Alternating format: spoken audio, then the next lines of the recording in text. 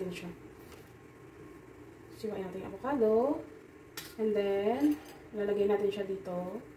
Tignan ko nga, baka ano na yung avocado natin. So, ito, overripe na. Overripe na yung ating avocado. Titingnan ko, baka... Di ba? So, dito sa Pinas, ginagawa naming dessert ang avocado. Ayan. So, ito yung avocado. Tignan natin. Aw.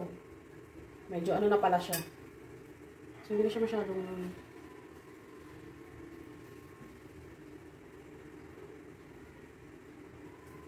Ayan. So, ito yung avocado. So, yung avocado natin. Medyo ano na siya. Kailangan na siya kasi overripe na.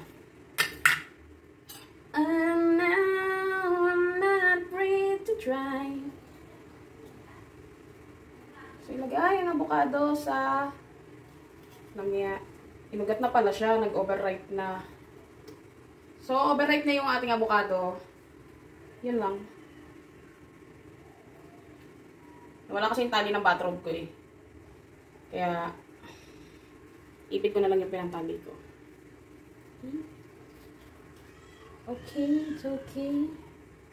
So, ayan ako kagabi nag-livestream ng patay ang ilaw. Ayun, wala na yung viewers ko. Ayan, hello one viewers. Ayan, hello. So, ayan, ito na yung ating ano. May nakalagay signal niya. Ewan ko ba kung bakit. Ayan, shout out. So, tayo ay maglalagay ng milk sa ating avocado shake. Ayan. So, medyo inaantok ako. Kulang ako sa tulog kasi inaantok ako. Napuyat ako kagabi ng malala. Wala tayong viewers. Grabe naman kasi signal. Saan babasagin? Ha? Babasagin? Ewan ko. Hindi pwede dito. Hindi, anin ko na lang. Ito. Ano?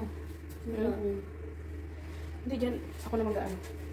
So, ayan. Ang laki ng problema namin, guys. So, paano babasagin? Tangina, wala akong viewers. Wala tayong viewers.